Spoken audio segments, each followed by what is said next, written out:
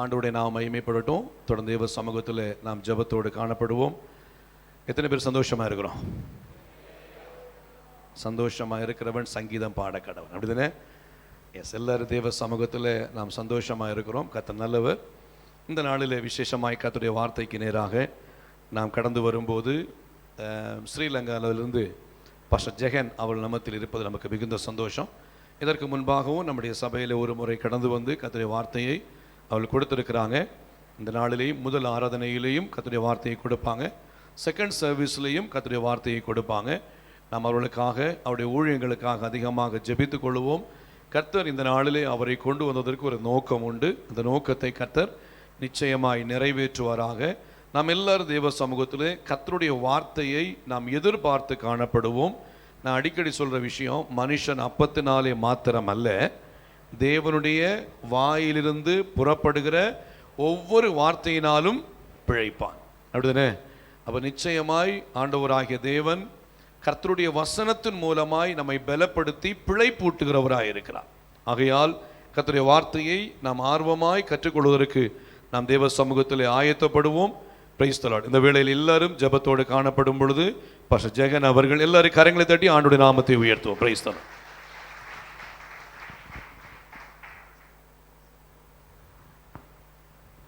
ஹல்லேலூயா. கர்த்தருடைய பரிசுத்த நாமத்துக்கு மகிமை உண்டாவதாக. ஆண்டவர் இயேசுவின் நாமத்தில் உங்கள் ஒவ்வொருவரையும் வாழ்த்துகிறேன். மறுபடியுமாய் உங்கள் மத்தியிலே என்னை ஜீவனோடு நிற்க தந்த தேவாதி தேவனை துதிக்கிறேன். அதே போல அருமையான தகப்பனாருக்காக நான் நன்றி செலுத்துகிறேன். கர்த்தருடைய சித்தம், கர்த்தருடைய திட்டம் இந்த நாளிலே நாம் இந்த இடத்திலே ஒரு குடும்பமாய் அவரை நோக்கி பார்க்க வேண்டும் என்பது. ஹல்லேலூயா, ஹல்லேலூயா. யாவரும் கண்களை மூடி, இதுவரை நம்மை நடத்தி வந்தவர் இனிமேலும் நம்மை நடத்த போதுமானவராயிருக்கிறார். என கண்பான சகோதரனே, சகோதரியே, இந்த நாளை காணாதபடி எத்தனையோ பேர் தங்கள் ஜீவன்களை இந்த உலகத்தில் இழந்து போயிருக்கிறார்கள். ஆனாலும் நீங்களும் நானும் இன்னைக்கு ஜீவனோடு இருப்பது கர்த்தருடைய சுத்த கிருபை. ஆண்டவரை பார்த்து சொல்லுவோமா, இதுவரை நீர் என்னை நடத்தியதற்கு நான் எம்மாத்திரம். இதுவரை நீர் என்னை நடத்தியதற்கு அப்பா நான் எம்மாத்திரம், என் குடும்பம் எம்மாத்திரம். அப்பா அப்பா, நான் காண்கிற மேன்மைகள் எல்லாம் உம் கரத்தின் ஈவு. நம்ம வாழ்க்கையில எது வந்தாலும் நம்முடைய பலனோ, நம்முடைய ஞானமோ, நம்முடைய பணமோ அல்ல, கர்த்தருடைய கிருபை. ஹல்லேலூயா. இதுவரை என்னை நீர் நடத்தியதற்கு நான் எம்மாத்திரம், என் குடும்பம் எம்மாத்திரம். இதுவரை என்னை நீர் சுமந்ததற்கு நான் எம்மாத்திரம், என் குடும்பம் எம்மாத்திரம். இதுவரை என்னை நீர் நடத்தியதற்கு நான் எம்மாத்திரம், என் குடும்பம் எம்மாத்திரம். இதுவரை என்னை நீர் சுமந்ததற்கு நான் எம்மாத்திரம், என் வாழ்க்கை எம்மாத்திரம். நான் கண்ட மேன்மைகள் எல்லாம் உம் கரத்தின் ஈவு. நான் காணும் உயர்வுகள் எல்லாம் நீர் ஈந்தும் தயவு. நான் கண்ட மேன்மைகள் எல்லாம் உம் கரத்தின் ஈவு. நான் காணும் உயர்வுகள் எல்லாம் நீர் ஈந்தும் தயவு. இதுவரை என்னை நீர் நடத்தியதற்கு நான் எம்மாத்திரம், என் குடும்பம் எம்மாத்திரம்.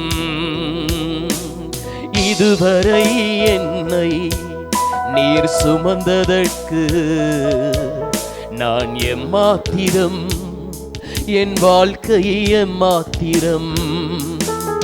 பரலோக தகப்பனே, இயேசு கிறிஸ்துவின் நாமத்தில் ஜெபிக்கிறோம்.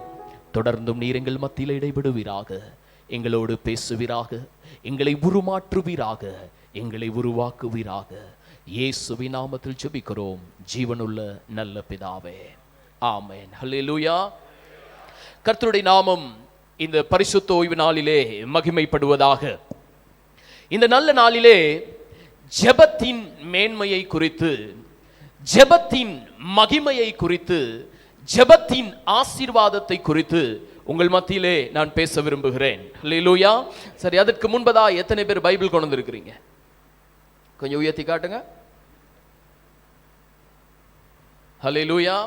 தேவனுடைய நாமம் மகிமைப்படுவதாக. காரணம் என்னன்னா, இதை நாம் சுமந்தால்தான் இது நம்மை சுமக்கும். ஆமென். எனக்கு அன்பான சகோதரனே சகோதரியே, இந்த நல்ல நாளிலே ஜெபத்தின் மேன்மை, ஜெபத்தின் மகிமையை குறித்து நாம் பார்க்க போகிறோம். முதலாவது காரியம், நம்முடைய இயேசுவானவர் நம்மிடத்திலே எதை எதிர்பார்க்கிறார்? இரண்டாவது காரியம், அந்த எதிர்பார்ப்பு எப்படியாய் நம்மிடத்திலே இருந்து நாம் செய்ய வேண்டும், இல்லாவிட்டால் நாம் நிறைவேற்ற வேண்டும் என்று பார்க்க போகிறோம். அடுத்த காரியமாக, அந்த காரியத்தை நாம் செய்யும் போது எப்படியான நன்மைகள் நம்முடைய வாழ்க்கையிலே நமக்கு கிடைக்கும் என்று வேதத்தின் ஆதாரத்தோடு இந்த நாளிலே தேவனுடைய வார்த்தைக்கு நாம் செவிசாய்க்க போகிறோம்.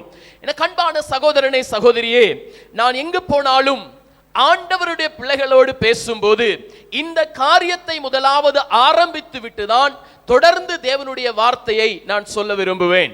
நாம் திருப்பிக் கொள்வோம். மாற்கு எழுதின சுவிசேஷகத்திற்கு நேராக நாம் திருப்பிக் கொண்டு 14ஆம் அதிகாரம் 37வது வசனத்தை நாம் வாசித்து தொடர்ந்து தேவனுடைய சமூகத்திலே நாம் கடந்து போக போகிறோம்.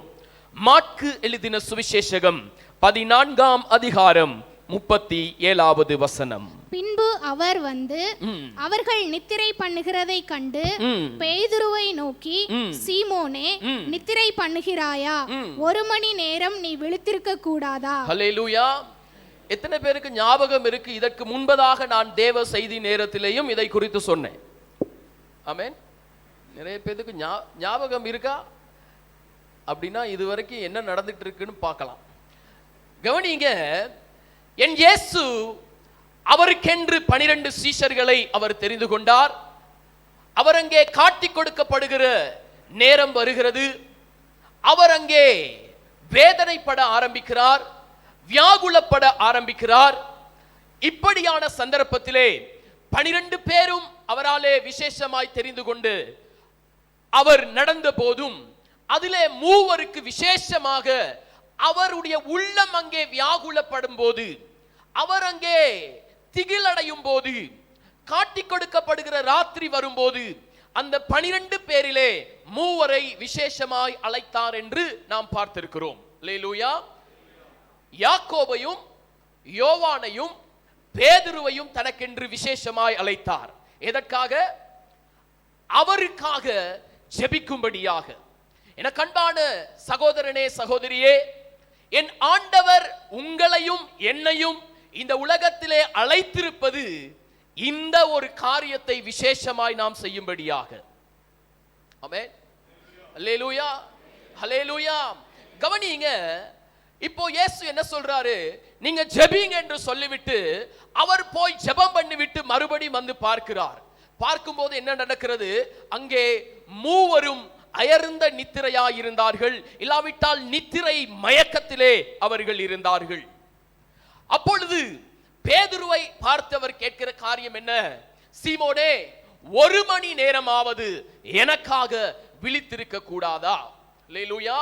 கிறிஸ்தவன் என்கிற பெயருடையவன், அல்லேலூயா காரர்கள் என்று பெயர் பெறுகிறவர்கள், கர்த்தருடைய பரிசுத்த வேதாகமத்தை சுமக்கிறவர்கள் ஒரு நாளைக்கு 1 மணி நேரமாவது குறைந்தபட்சம் கட்டாயமாக ஜெபித்தே ஆக வேண்டும். ஆமென். அல்லேலூயா. அருமையான அப்பாவுடைய ஸ்டேட்டஸை ஒவ்வொரு நாளும் நான் அதிகாலையில எழும்பி பார்ப்பேன். அதுல எப்படி 3 மணி 4 மணிக்கு இடையில கட்டாயம் ஒரு அந்த நாளுக்குரிய வாக்குத்தத்த வசனத்தை ஸ்டேட்டஸ்ல வச்சிருப்பாரு. எத்தனை பேர் அதை பாக்குறீங்க? ஆமா, பகல் 12 மணிக்கு நீங்க எல்லாம் பாப்பீங்களா இருக்கும். கவனிங்க, அதிகாலையில எழுந்து அவருடைய சமூகத்திலே குறைந்தபட்சம் 1 மணி நேரமாவது ஜெபிப்பதுதான் ஆண்டவர் விரும்புகிற காரியம். சரி, நான் ஒரு காரியத்தை கேட்கிறேன். கடந்த ஞாயிற்றுக்கிழமையிலிருந்து இன்று வரை கடந்த 7 நாட்களாக ஒரு நாள் கூட நான் தவறல பாஸ்டர், ஒவ்வொரு நாளும் 1 மணி நேரம் நான் ஜெபம் பண்ணேன் அப்படின்னு சொல்ற கிறிஸ்தவர்கள் இங்க இருந்தா கை வைத்துங்க. ஆமா, ஒரு 10 பேர் தான் இங்க கிறிஸ்தவர்கள் ஆண்டவருடைய பிள்ளை அப்படின்னு சொல்றவங்க இருக்கிறோம். சரி, இன்றைய நாளிலே நான் அதிகாலையில எழுந்து 1 மணி நேரம் ஜெபம் பண்ணி ஆண்டவருடைய சமூகத்துல ஆயத்தத்தோடு வந்திருக்கிறேன்னு சொல்றவங்க கேட்டா கிறிஸ்தவர்கள், கேட்டால் நாங்கள் பைபிள்காரர்கள், கேட்டா நாங்கள் அல்லேலூயாக்காரர்கள். எனக்கு அன்பான சகோதரனே சகோதரியே, ஜெபிக்காத எந்த பிள்ளையும் கர்த்தருடைய நாமத்தினாலே நன்மையை பெற்றுக்கொள்ள முடியாது. அல்லேலூயா. பேருக்கு மாத்திரம் பைபிளை தூக்கிட்டு வந்துட்டா, பெயருக்கு மாத்திரம் ஞாயிற்றுக்கிழமை வந்து பெயர் போட்டுவிட்டு போய்விட்டால் நாம் பரலோகம் போகலாம், நித்திய ஜீவனை அடையலாம், ஆண்டவரை சந்தோஷப்படுத்திட்டேன் என்று அர்த்தமே கிடையாது. அவர் கேட்ட காரியம் என்ன? சீமோனே, 1 மணி நேரமாவது எனக்காக விழித்திருக்க கூடாதா? நான் ஏன் இதை எதிர்பார்ப்போடு வந்தேன் அப்படின்னா, ஆண்டவரே, கடந்த வருஷம் நான் நவம்பர் மாதத்தில் இந்த திருச்சபையில போய் ஆண்டவரே நீர் உம்முடைய வார்த்தையை நான் சொல்லிட்டு வந்திருக்கேன், அன்னைக்கு இது பத்தி எரிஞ்சிட்டு இருக்கு அப்படின்னு நினைச்சு இந்த நாள்ல வரும்போது சில நேரத்துல ஒரு கரம் போதாது 2 கரத்தை உயர்த்தி நான் நல்லா ஜெபம் பண்றேன்னு சொல்லுவாங்க அப்படின்னு எதிர்பார்த்துட்டு வந்தேன். ஆனா இன்னமும் இப்படியாப்பட்ட ஒரு தாசன் கிடைத்தும் ஜெபிக்கல. நீங்க இப்படிப்பட்ட ஒரு பைபிள் டீச்சர் இருந்தும் உங்களால அர்ப்பணிக்க முடியலனா அது ரொம்ப கஷ்டமா இருக்கும். அல்லேலூயா. நான் ஏன் இதை சொல்றேன் அப்படின்னா, நம்ம வந்து இந்த உலகத்திலேயே நம்ம வாழ்க்கை முடிந்து போக போறது இல்ல. நம்ம நித்திய ஜீவனுக்குள்ள பரலோக ராஜ்யத்திலே அப்பாவோடு போய் சேரணுன்றதுக்காக தானே இவ்வளவு பாடுகள் மத்தியில நாம் கடந்து வந்து கொண்டிருக்கிறோம். ஆமென்.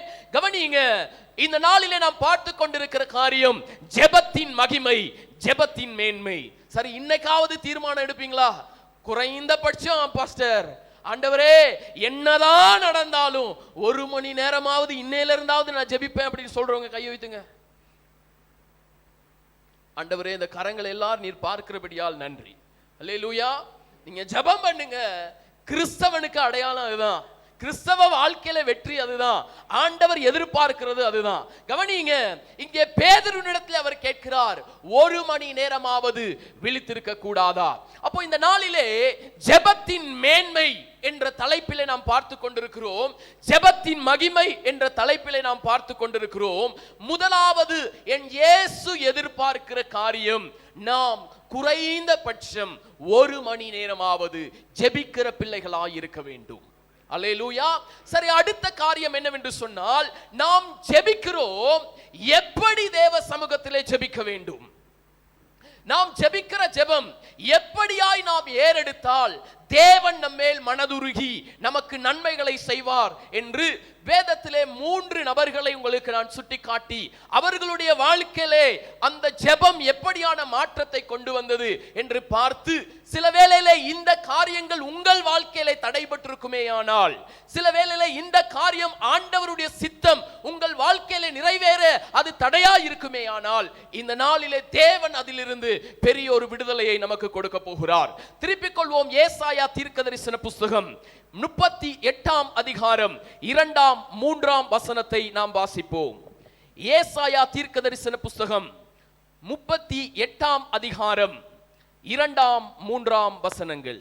அப்பொழுது எசேக்கியா தன் முகத்தை சுவர்புறமாக திருப்பிக் கொண்டு கர்த்தரை நோக்கி, ஆ கர்த்தாவே, நான் உமக்கு முன்பாக உண்மையும் மன உத்தமமுமாய் நடந்து உமது பார்வைக்கு நலமானதை செய்தேன் என்பதை நினைத்தருளும் என்று விண்ணப்பம் பண்ணி எசேக்கியா மிகவும் அழுதான். அல்லேலூயா.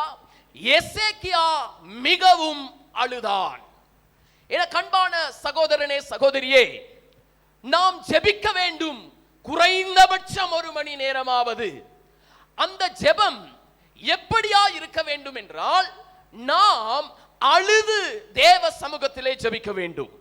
சொல்லுங்க, எப்படி? அழுது விண்ணப்பிக்க வேண்டும். ஐயோ பாஸ்டர், எனக்கு அழுகலாம் வரவே வராது பாஸ்டர், என் வாழ்க்கையில இதுவரைக்கும் நான் அழுததே இல்லை அப்படின்னு யாரும் சொல்ல முடியாது. ஏன்னா துக்கத்தின் நிமித்தமாகவும் நமக்கு அழுகை வரும், சில நேரத்தில் சந்தோஷத்தின் நிமித்தமாகவும் அழுகை வரும். ஆமேனா? இது எல்லாம் போக நம்முடைய பிள்ளைகளே சில பேர் சீரியல் பார்த்துட்டு அழுதுகிட்டு இருக்கிற ஜீவன்களும் நம்ம மத்தியில இருக்கத்தான் செய்கிறது. அல்லேலூயா. அவன் காசு பணத்தை வாங்கிட்டு அவன் நடிச்சிட்டு இருப்பான், அவன் நடிச்சிட்டு இருப்பா, அதை பார்த்துட்டு நம்ம பிள்ளைகள் அழுதுட்டு இருக்கும். இது எல்லாம் போக எங்க நாட்டுல ஒரு சபைக்கு வர ஒரு விசுவாசி பெரிய ஒரு அற்புத சாட்சி என்ன அப்படின்னா, ஏதோ ஒரு சீரியல்ல அந்த மனுஷிய வந்து ஒருத்தன் கொல்றதுக்கு ரெடி ஆயிட்டு இருக்கிறானாமா. இந்த ஜந்து என்ன செஞ்சிருக்குது, அதுக்காக கண்ணை மூடி ஜெபம் பண்ணி இருக்கு, ஆண்டவரே தயவு செய்து அந்த அவளை காப்பாத்திருங்க, கொன்றாதீங்க அப்படின்னு சொல்லி. அல்லேலூயா.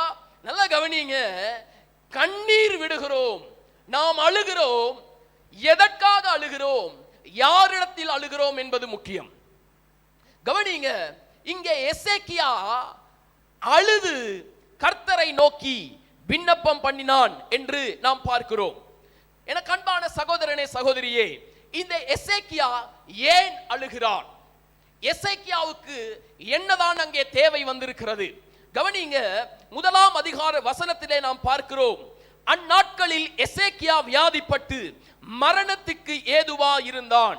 அப்பொழுது ஆமோத்சின் குமாரனாகிய ஏசாயா என்னும் தீர்க்கதரிசி அவனிடத்தில் வந்து அவனை நோக்கி, நீர் உமது வீட்டு காரியத்தை ஒழுங்குபடுத்தும், நீர் பிழைக்க மாட்டீர், மரித்து போவீர் என்று கர்த்தர் சொல்லுகிறார் என்றான். அல்லேலூயா. இவன் மனுஷங்க வாழ்க்கையில நான் சாகிறதுக்கு நான் ரெடியா இருக்கிறேன் அப்படின்னு யாராவது கேட்டா யாருக்குமே ரெடி இல்லை, சாகிறது யாருக்குமே விருப்பமே இல்லை. சில நேரத்தில் பெற்றோர்களை நாங்க பார்க்கிறோம், அவங்க என்ன பண்ணுவாங்க, பிள்ளைகளை திருமணம் முடிச்சு கொடுத்துருவாங்க. அதுக்கு முன்பதாக என்ன சொல்லிட்டு இருப்பாங்கன்னா, என் பிள்ளோட வாழ்க்கையில ஏதாவது ஒரு திருமண வாழ்க்கை நல்லபடியா அமைஞ்சிருச்சுன்னா நான் நல்லபடியா கண்ணை மூடிடுவேன் அப்படின்னு சொல்லுவாங்க. அப்படியே ஒரு மாதிரி பிள்ளைக்கு திருமணம் நடந்துருச்சுன்னா அடுத்த கட்டமா என்ன சொல்லுவாங்க, என் பிள்ளைக்கு ஒரு பிள்ளை கிடைச்சிருச்சுன்னா என் பேரன் பேத்திய பார்த்துட்டேன்னா நான் நல்லபடியா கண்ணை மூடிடுவேன். சில நேரத்தில் அதையும் தாண்டி பேரன் பேத்தி வந்துட்டா அடுத்த கட்டமா என்ன சொல்லுவாங்க, அந்த பேரன் பேத்திக்கு ஏதாவது ஒரு நல்லது நடந்துட்டா. அல்லேலூயா. யாருமே சாகிறதுக்கு விருப்பம் இல்லை. இங்கே எசேக்கியாவுக்கு வியாதிப்பட்டிருக்கிறான். எசேக்கியா வியாதிப்பட்டிருந்தபடியால் ஆண்டவர் அவருடைய ஊழியக்காரனாகிய தீர்க்கதரிசியை அங்கே அனுப்புகிறார். போய் சொல்லு, நீ உன்னுடைய வீட்டு காரியங்கள் எல்லாம் ஒழுங்குபடுத்து. என்ன விஷயம் அப்படின்னா, நீ மரித்து போக போகிறாய். இப்போ நான் கடந்த வாரத்தில் இந்தியாவுக்கு வரும்போதற்கு முன்பதாக அடுத்த வார ஒரு மாதத்துக்கு என்னுடைய வீட்டுக்கு என்னென்ன செய்ய வேண்டுமோ எல்லாவற்றையும் செய்து வைத்து விட்டு தான் வந்திருக்கிறேன். அல்லேலூயா. காரணம், மறுபடி நான் போகிற நானே வீட்டு காரியங்கள் எல்லாம் ஒழுங்குபடுத்திட்டு வந்திருக்கிறேன். ஆனா இங்க எசேக்கியா என்ன செய்ய போறான், மரித்து போக போகிறாய், நீ உன் வீட்டு காரியங்கள் எல்லாம் ஒழுங்குபடுத்துன்னு சொல்லி அங்கே ஆண்டவருடைய தீர்க்கதரிசியை கொண்டு சொல்லிவிட்டார். இப்ப மரணம் அப்படிங்கும் போது அதை யாராலும் தாங்க முடியாது. அப்ப கவனிங்க, இந்த டைம்ல தான் எசேக்கியா என்ன செய்யறாரு, அவர் சுவர்புறமாக திரும்பி அழுது தேவனை நோக்கி விண்ணப்பம் பண்ணுகிறார். எல்லாம் கவனிங்க. ஓகே பாஸ்டர், நாங்க அழதானே வேணும், நாங்க அழுறோம், அழுது ஜெபிச்சுட்டா நன்மை நடந்துருமா? இங்க எசேக்கியா எப்படி எதை சொல்லி அழுறார் அப்படின்னு பாத்தீங்கன்னா, கவனிங்க, அடுத்த வசனத்துல நாம் 5வது வசனத்திலே பார்க்கும்போது, நீ போய் எசேக்கியாவை நோக்கி, உன் தகப்பனாகிய தாவீதின் தேவனாய் இருக்கிற கர்த்தர் சொல்லுகிறது என்னவென்றால், உன் விண்ணப்பத்தை கேட்டேன், உன் கண்ணீரை கண்டேன், இதோ உன் நாட்களோட 15 வருஷம் கூட்டுவேன். ஆண்டவர் என்ன சொல்றாரு, எசேக்கியாவுக்கு ஏசாயா ஆண்டவர் சொன்ன வார்த்தை சொல்லிட்டு கொஞ்சம் தூரம் கூட வரல, மறுபடியும் எசேக்கியாவுக்கு ஆண்டவருடைய வார்த்தை வருது, நீ போய் சொல்ல உன்னிடத்துல உன்னுடைய நாட்கள் என்ன பண்ண போறேன், நானு 15 வருஷத்தை கூட்டி கொடுக்க போகிறேன். அல்லேலூயா. கவனிங்க, எப்படியாக எசேக்கியாவுக்கு இந்த 15 வருடங்கள் கூட்டி கொடுக்கப்பட்டது என்று சொன்னால், அங்கே மூன்றாவது வசனம் தான் மிக முக்கியமான வசனம். இந்த காரியம் நம்ம வாழ்க்கையில இருந்தாதான் ஆண்டவராலே நமக்கு நன்மைகள் செய்ய முடியும், நம்முடைய விண்ணப்பங்களை கேட்க முடியும், நம்முடைய விண்ணப்பத்திற்கு பதில் கொடுக்க முடியும். வாசிப்போம். கர்த்தாவே, நான் உமக்கு முன்பாக உண்மையும் மன உத்தமமுமாய் நடந்து உமது பார்வைக்கு நலமானதை செய்தேன் என்பதை நினைத்தருளும். ஹல்லேலூயா, ஹல்லேலூயா, ஹல்லேலூயா. உங்களுடைய ஜெபம் மகிமையானதாய் மாற வேண்டும் என்றால், உங்களுடைய ஜெபம் கேட்கப்பட வேண்டும் என்றால், உங்களுடைய அழுகைக்கு பரலோகத்திலிருந்து பதில் வர வேண்டும் என்றால், நம்ம ஜெபிப்பதற்கு முன்பதாக நாம் எப்படி இருக்க வேண்டும்? முதலாவது உண்மையுள்ளவர்களாய் இருக்க வேண்டும். உண்மையா அப்படின்னா அப்படின்னு யோசிக்கிற அளவு இருக்க கூடாது. அல்லேலூயா. உண்மையுள்ள பிள்ளைகளாய் இருக்க வேண்டும். நிறைய பேர் பொய் சொல்றத ஈஸியா நினைக்கிறது. கவனிங்க, விபச்சாரம் பண்றதுதான் பெரிய ஒரு பாவம், பொய் சொல்றதா அவ்வளவு பெரிய பாவம் இல்லைங்க அப்படின்னு நிறைய பேர் நினைக்கிறது. அதனாலதான் வாயிலிருந்து கிலோ கணக்குல இறங்கும். என்னது? பொய். நரகம் ஒரு நரகம் இருக்கா, ரெண்டு நரகம் இருக்குதா? நிறைய பேருக்கு அதே சந்தேகம். எத்தனை நரகம் இருக்கு? ஒரே நரகம் தான் இருக்கு. நீ விபச்சாரம் பண்ணாலும் எங்க போவீங்க? அங்கதான் போவீங்க. பொய் பேசினாலும் அங்கதான் போவீங்க. அல்லேலூயா. பாஸ்டர், நான் பொய் பேசி அங்க போறதை விட அதை விட பெருசா செஞ்சுட்டு போகணும்னு நினைக்க கூடாது. அந்த பொய் பேசுறதையும் நிறுத்துவதற்கு நாம் முயற்சி பண்ண வேண்டும். ஆமென் சொல்லுவோம். அல்லேலூயா. அப்போ எசேக்கியாவுடைய கண்ணீர் ஜெபம் ஏன் கேட்கப்பட்டது என்றால், முதலாவது அவர் சொல்ற காரியம், நான் ஆண்டவரிடத்தை தைரியமா சொல்றாரு, நான் உண்மையாய் உம்முடைய சமூகத்தில் இருந்தேன். இரண்டாவது காரியம் பாருங்க, உமது பார்வைக்கு இரண்டாவது மன உத்தமமாய் நான் நடந்து கொண்டேன். அல்லேலூயா. எனக்கு அன்பான சகோதரனே, சகோதரியே, நாம் பாதாளத்திலே படுக்கை போட்டாலும் நம் ஆண்டவர் அங்கேயும் இருக்கிறார். நம் ஆகாயத்திலே பறந்தாலும் அங்கேயும் நம்முடைய தேவன் இருக்கிறார். நிறைய பேருக்கு ஃப்ளைட்ல போகும்போது தான் ஆண்டவருடைய ஞாபகம் வரும். எனக்கெல்லாம் ஆரம்பத்தில் சில நேரத்தில் அதிகமாகவே வந்துச்சு. ஏன் அப்படின்னா, எப்போ அந்த ஃப்ளைட் மேலே ஏறுதோ அப்போதான் முக்கோடி தெய்வர்களுடைய பேர்களும் வரும். நிறைய பேர் அங்கே தான் நடுங்கிறது. அல்லேலூயா. சில நேரத்தில் ஏன் ஆண்டவர் நமக்கு பிரச்சனைகளை, போராட்டத்தை, கண்ணீரை கொண்டு வர்றார் அப்படின்னா, நான் இருக்கிறேன் அப்படின்னு ஞாபகப்படுத்துறதுக்காக தான். சில நேரத்தில் ஏன் ஆண்டவர் நம்மளை ஐசியூல கொண்டு போய் வைக்கிறாருன்னா, அங்க போய் மல்லாக்கா படுத்திட்டு இருக்கும் போதுதான் ஆண்டவருடைய ஞாபகம் சில பேருக்கு வரும். எனக்கு அன்பான சகோதரனே, சகோதரியே, இங்கே எசேக்கியா சொல்றாரு, நான் மன உத்தமமாய் நடந்து கொண்டேன். ஒரு சாட்சியை நான் இப்பொழுது சொல்லி தொடர்ந்து தேவனுடைய வார்த்தைக்கு போக விரும்புகிறேன். கடந்த வாரத்திலே நான் இந்திய தேசத்துக்கு வரும்போது, அதற்கு முன்பதாய் ஒரு மாத காலங்கள் தேவைகள் யாருக்கு தான் இல்லை, ஆண்டவர் சமூகத்தில் அதிகமாக நாங்கள் ஜெபம் பண்ணிட்டு வந்தேன். அப்போ சென்னையில் ஃப்ளைட்டு லேண்ட் ஆயிடுச்சு. லேண்ட் ஆகின உடனே என்னுடைய கரத்தில் எமிகிரேஷன் ஃபார்மை கொண்டு கொடுத்தாங்க, யார் இந்தியாவில். அப்போ கொடுத்து அதை நான் ஃபில் பண்ணி கொடுக்கணும். அது என்னுடைய கரத்துக்கு வந்த உடனே என்னுடைய லக்கேஜ் மேலே இருந்தபடியா என்னிடத்துல பேனை இருக்கல்ல. அப்போ நான் என்ன பண்ணினேன், எனக்கு முன்னாடி இருந்த சீட்டில் பேக் ஒன்று இருக்கும். அந்த பேக்கில் புக்ஸுகள் எல்லாம் அடுக்கி வச்சுருப்பாங்க. அப்போது நான் என்ன பண்ணினேன், சில நேரத்தில் இதுக்குள்ளே ஏதாவது பேனை எதுவும் இருக்குமா அப்படின்னு பார்க்கறதுக்காக அதில் ஒரு 2 புக்ஸை வெளியே எடுத்தேன். எடுக்கும்போது பார்த்தா அதுக்குள்ள ஒரு பர்ஸ் இருக்கிறது. என்ன இருக்கிறது? பர்ஸ் இருக்கிறது. இதெல்லாம் எப்படி நடக்கும்லாம் தெரியாது. அப்போ அந்த பர்ஸை நான் கையில் எடுத்துட்டேன். இப்போ நாங்களாம் சாதாரணமாக நம்ம என்ன யோசிப்போம், அப்பா கர்த்தர் எனக்கு என்ன செய்து விட்டார், என்னுடைய தேவைகளுக்கு எல்லாம் பதில் கொடுத்து விட்டார். மற்றவனை பற்றி யோசிக்கிறதே இல்லை. அந்த பர்ஸ் சொந்தக்காரன் யாரு, அவன் என்ன பண்ணிட்டு இருக்கான், ஏன் இப்படி விட்டுட்டு போனான், அதெல்லாம் என்ன செய்யறது இல்லை, நம்ம யோசிக்கிறதே இல்லை. இப்போ நான் பர்ஸை எடுக்கிறேன், எடுத்து நான் பார்க்கும்போது என்னுடைய பக்கத்து சீட்டில் யாருமே இல்லை. அதுக்கு அடுத்த சீட்டில் ஒருத்தர் நல்லா தூங்கிட்டு இருக்கிறாரு. அவர் வட இந்தியாவில் உள்ள ஒரு மனுஷன். அப்போ நான் பர்ஸ் எடுத்து பார்க்குறேன். முன்னாடி நான் இது சாட்சியாக சொல்கிறேன் உங்களுக்கு, முன்னாடி பார்க்குறேன் 500 ரூபா, 100 ரூபாய், 50 ரூபாய் எல்லாம் நியூ நோட்ஸ். கிட்டத்தட்ட இவ்வளோ மொத்தத்துக்கு அப்படி அடுக்கி இருக்கு. சரி, ரெண்டாவது பார்க்குறேன், $100, கிட்டத்தட்ட $20-25 பின்னாடி அப்படியே இருக்கு அதுல. சரிங்களா? டெபிட் கார்டு, கிரெடிட் கார்டு சொல்லி ஒரு 10 கார்டு அதுல இருக்கு. இப்போ சாதாரண ஒரு மனுஷனா என்ன தோணும்? ஆஹா, கர்த்தர் என் விண்ணப்பத்தை கேட்டார். அல்லேலூயா. இப்போ நான் அதை எடுத்து கையில் எடுத்துட்டேன். எடுத்துட்டு அவனை தட்டி எழுப்பி நான் கேட்டேன், இப்படி ஒரு பர்ஸ் இதுல இருக்கு, நான் இதை என்ன செய்யறது, இது யாருன்னு கண்டுபிடி அப்படின்னு. அதெல்லாம் ஹிந்தியில தான் இருந்தது. அவன் எல்லாம் வாச்சிட்டு சொன்னான், இது ஹைதராபாத்லயே எங்கேயோ ஒருத்தர் தான், அவருடைய தான் இது அப்படின்னா. அப்படின்னு சொல்லிட்டு அவன் சொன்னான், இது உங்களுக்கு கிடைச்ச ஆசீர்வாதம், நீங்க எடுத்துக்கீங்க அப்படின்னா. என்ன சொன்னா? இது உங்களுக்கு கிடைச்ச ஆசீர்வாதம், நீங்க எடுத்துக்கீங்க அப்படின்னா. நான் அவனை பார்த்து ஒரே ஒரு விஷயம் தான் சொன்னேன், இது எனக்கு கிடைச்ச ஆசீர்வாதம் நீ சொல்ற, ஆனா யார் என்ன பார்க்காட்டாலும் என் ஆண்டவர் என்னை பார்த்து கொண்டிருக்கிறார். அல்லேலூயா. நல்லா கவனிங்க, தேவ சமூகத்திலிருந்து சொல்றேன், அந்த பணத்தை நான் எடுத்தேன்னா இப்ப எனக்கு என்ன பிரச்சனை இருக்கோ அந்த அவ்வளவு பிரச்சனை எனக்கு முடிஞ்சிருச்சு. அதுதான் அர்த்தம். உனக்கு நல்லா கவனிங்க, பிசாசுக்கு நன்றாய் தெரியும் நம்முடைய தேவை என்ன என்று. பிசாசுக்கு நன்றாய் தெரியும் நம்முடைய பலவீனம் என்ன என்று சொல்லி. பிசாசுக்கு நன்றாய் தெரியும் எந்த கண்ணியை வைத்தால் அவன் அதிலே சிக்குவான் என்று சொல்லி.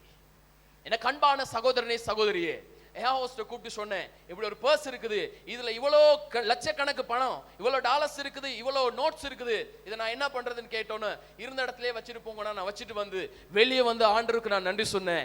என்ன அப்படின்னா, ஆண்டவரே, உம்முடைய சமூகத்திலே உமக்கு நம்பிக்கையுள்ள ஒரு மகனாய் நான் மாறி இருக்கிறேன். ஹல்லேலூயா, ஹல்லேலூயா. நாம உண்மையாய் சின்னதுல உண்மையாய் இருந்தா நம் ஆண்டவர் நம்மை பெரிய அளவிலே ஆசீர்வதிப்பார். அல்லேலூயா. கவனிங்க, சாலமோனிடத்துல ஆண்டவர் வந்து கேட்கிறாரு, நான் உனக்கு என்ன செய்ய வேண்டும்? அவன் என்ன சொன்னான்? எனக்கு வந்து சொத்து வேணும், சொந்தம் வேணும், எனக்கு பணம் வேணும், செல்வம் வேணும்னு கேட்கல. அவன் சொன்ன ஒரே ஒரு காரியம், இந்த ஜனங்களை நடத்துறதுக்கு ஆண்டவர் எனக்கு ஞானத்தை தாரும். சாலமோன் கேட்டது ஆண்டவருடைய உள்ளத்துக்கு எப்படி இருந்ததா? அது சந்தோஷமாய், விருப்பம் உள்ளதாய், பிரீத்தியாய் இருந்தது. அதனால என்ன பண்ணாரு? அவன் கேட்டதையும் கொடுத்தாரு, கேட்காததையும் கொடுத்தாரு. ஹல்லேலூயா, ஹல்லேலூயா. மத்தேயு 6:33 என்ன சொல்லுகிறது? முதலாவது நம்ம என்ன செய்யணும்? தேவனுடைய ராஜ்யத்தையும் அவருடைய நீதி எதுவோ அதை தேடுங்கள், அப்பொழுது உங்களுக்கு என்ன வேண்டுமோ அதை என் தேவன் பரத்திலிருந்து கொடுப்பார். ஹல்லேலூயா. இங்க எசேக்கியா அவனுடைய வாழ்க்கையில ஆண்டவர் அங்க என்ன செய்கிறார்? மறுபடியும் ஏசாயை அனுப்பி சொல்றாரு, அவனுக்கு போய் சொல்லு, அவனுடைய ஆயுசு நாட்கள்ல 15 வருஷத்தை நான் கூட்டி கொடுக்கிறேன். எப்பொழுது தெரியுமா? மன உறுதி உங்களுக்குள்ள இருக்க வேண்டும், உண்மை உங்களுக்குள்ள இருக்க வேண்டும். அது சொல்றான், நான் உண்மையும் உத்தமமும், அடுத்த காரியம், உமது பார்வைக்கு நலமானதை செய்தேன் என்பதை நீர் நினைத்தருளும். இந்த தைரியம் நமக்குள்ள இருக்கணும். அல்லேலூயா. இந்த தைரியம் நமக்குள்ள இருக்கணும். ஒவ்வொரு நாளும் நம்மை தேவ சமூகத்திலே நாம் சோதித்து பார்க்க வேண்டும். என்னுடைய ஜெப வேளையில முதல் அரை மணி நேரம் ஆண்டவர் இடத்துல நான் மன்னிப்பு தான் கேட்பேன். ஏன்னா நம்ம வாழ்க்கையில எத்தனையோ தடவைகள் தெரிந்தோ தெரியாமலோ நாம் பாவங்களை, அக்கிரமங்களை செய்தவர்களாக இருக்கிறோம். நம்மை நாம் ஆயத்தப்படுத்தி பரிசுத்தப்படுத்தி கொண்டுதான் ஆண்டவர் சமூகத்தில் விண்ணப்பிக்க முடியும். அப்ப கவனிங்க, இந்த நாளிலே ஜெபத்தின் மகிமையை குறித்து பார்க்கிறோம். எப்படி என்று சொன்னால், அவர் கேட்கிற காரியம் நாம எப்படி ஜெபிக்கணும்னா, குறைந்தபட்சம் 1 மணி நேரமாவது ஜெபிக்கணும். இரண்டாவது காரியம், நாம எப்படி ஜெபிக்கணும்னா, அழுது தேவ சமூகத்திலே விண்ணப்பிக்க வேண்டும். காரணம், அநேக சந்தர்ப்பங்களிலே நம்ம யார்கிட்ட அழுறோம், என்னத்துக்கு அழுறோம்னு தெரியாம நம்ம அழுதுட்டு இருக்கிறோம். சில நேரங்களில் பாருங்க, பக்கத்து வீட்டில் போய் நாம் கண்ணீர் சிந்தி கொண்டிருப்போம். சில வீட்டில் நம்முடைய உறவினர்கள் முன்பதாய் போய் கண்ணீர் சிந்திட்டு இருப்போம். சில நேரத்தில் சொல்லுவோம், ஐயோ நான் தனிமையில கண்ணீர் வடிக்கிறது யாருக்குங்க தெரியும்? உண்மைதான், யாருக்குமே தெரியாது.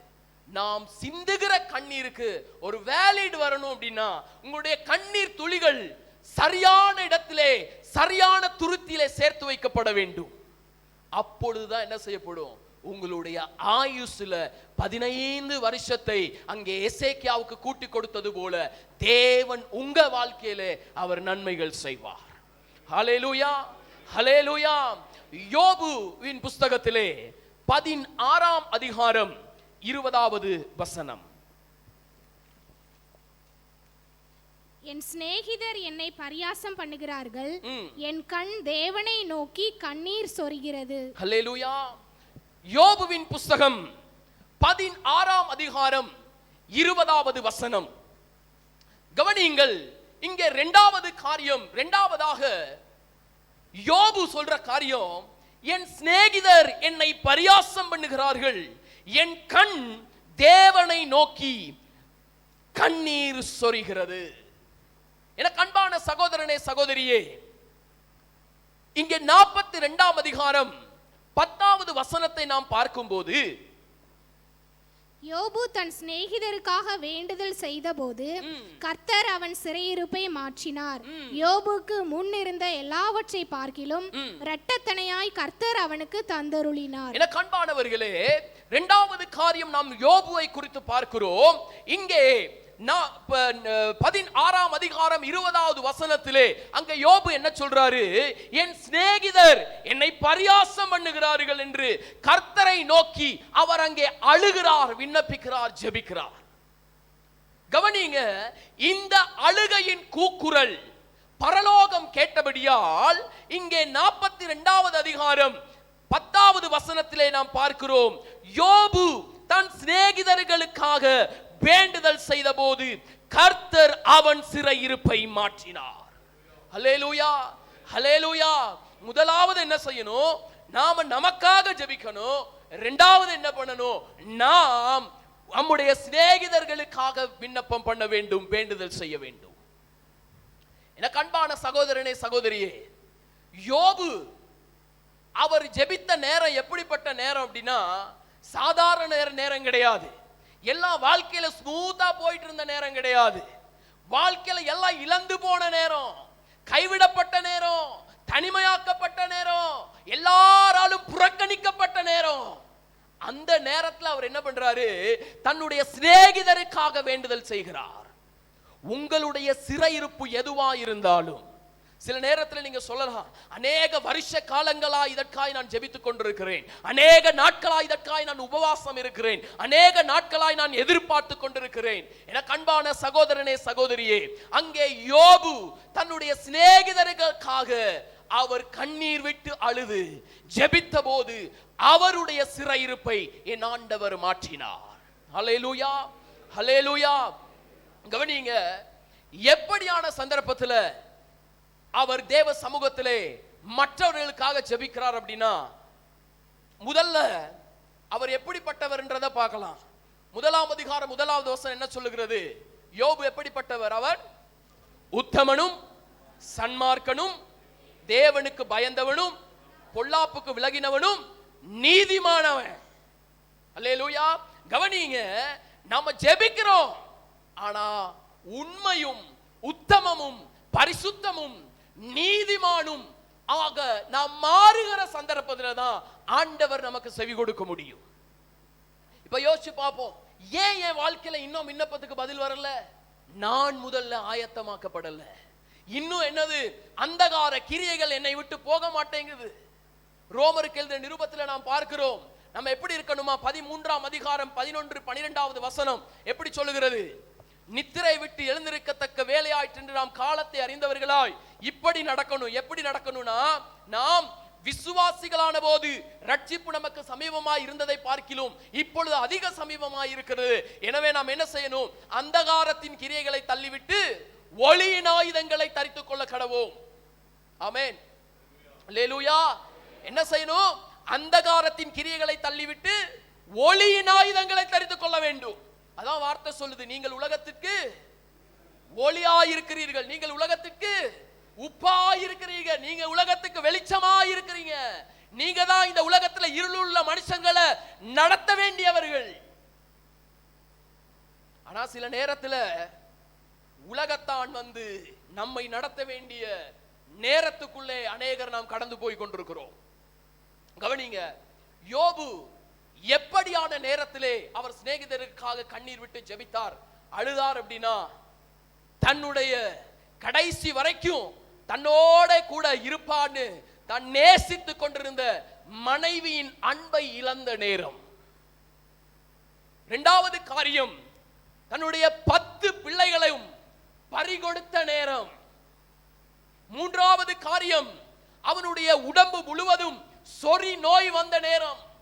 நான்காவது காரியம், அவனுடைய வேலைக்காரர்கள் கூட அவனை மதிக்காத ஒரு நேரம், தனிமையாக்கப்பட்ட நேரம். அல்லேலூயா. அந்த சந்தர்ப்பத்திலையும் அவர் தேவ சமூகத்துல அழுறாரு. அல்லேலூயா. நல்லா கவனிங்க, நல்லா கவனிங்க. இப்படியான சந்தர்ப்பத்தில் அவர் அழுது ஜெபித்தபடியா அங்கே என்ன நடக்குது? அடுத்ததா சொல்லப்படுது, யோபுவின் முன்னிருந்த எல்லாவற்றை பார்க்கிலும் இரட்டத்தனையாய் கர்த்தர் அவனுக்கு தந்தருளினார். அல்லேலூயா. அப்ப கவனிங்க, நமக்கு நன்மை வரணும் அப்படின்னா முதலாவது என்ன செய்யணும்? இருக்கிறத நம்ம இழந்து போறதுக்கு ரெடியா இருக்கணும். அது மட்டும் வாயிலிருந்து வராதே ஆமேன்னு. அல்லேலூயா. இன்னும் வேணும், இன்னும் வேணும், இன்னும் வேணும் தானே ஒழிய இருக்கிறத வந்து அழிக்கிறதுக்கோ இல்லாமக்கிறதுக்கு நமக்கு விருப்பம் கிடையாது. நல்லா கவனிங்க, இங்க யோபுவுக்கு இரட்டிப்பான நன்மை வருவதற்கு காரணம் என்ன? முதலாவது, அவனிடத்துல இருந்தது அவனை விட்டு இழந்து போனது. நல்லா கவனிங்க. இப்போ உங்க வாழ்க்கையில சில காரியங்கள் நீங்கள் இழந்து கொண்டிருக்கிறீர்களா? நீங்க சந்தோஷப்படுங்க. என் ஆண்டவர் ஒரு நோக்கத்தோடு இரட்டிப்பான நன்மை எனக்கு கொடுக்க ஆயத்தமாக்கி கொண்டிருக்கிறார். அல்லேலூயா. வரதில்ல? அல்லேலூயா, அல்லேலூயா. காரணம் என்னன்னா, நம்ம வாழ்க்கையில எதை செஞ்சாலும் தேவனுடைய விருப்பம் இல்லாம அது நடக்காது. ஆமென். தலையில இருக்கிற மயிர்கள் எல்லாம் என்ன செய்யப்பட்டிருக்கிறது? அது எண்ணப்பட்டிருக்கிறது. இதிலே ஒன்று கீழே விழுமையானால் தேவனுடைய சித்தம் இல்லாமல் ஒருபோதும் விழுவதில்லை. அப்படின்னா எனக்கு நன்மை வந்தாலும் சரி, தீமை வந்தாலும் சரி, அது என் தேவனிடத்திலிருந்து தான் வருகிறது. அல்லேலூயா. மனைவி அவனை பார்த்து என்ன சொல்றாங்க? இன்னும் உன்னுடைய உத்தமத்துல உறுதியாய் உண்மையாய் இருக்கிறாயோ? என்ன சொல்ற? தேவனை தூசித்து ஜீவனை விடு. யாரு? மனைவி. ஒரு விஷயம் நல்லா புரிஞ்சுக்கணும். நரம்பு வளைக்கலாம், ஆனா எலும்பை என்ன செய்ய முடியாது. அது எலும்பு தானே. அல்லேலூயா. எலும்பை என்ன செய்ய முடியாது, ஒரு நாளும் வளைக்க முடியாது. நரம்ப வளைச்சிக்கலாம், அது எலும்பு, அது அப்படிதான் இருக்கும். நாம தான் என்ன செய்யணும்? வளைஞ்சி போகணும். கவனிங்க, இந்த சந்தர்ப்பத்தில் யோபு சொன்ன காரியம் என்ன?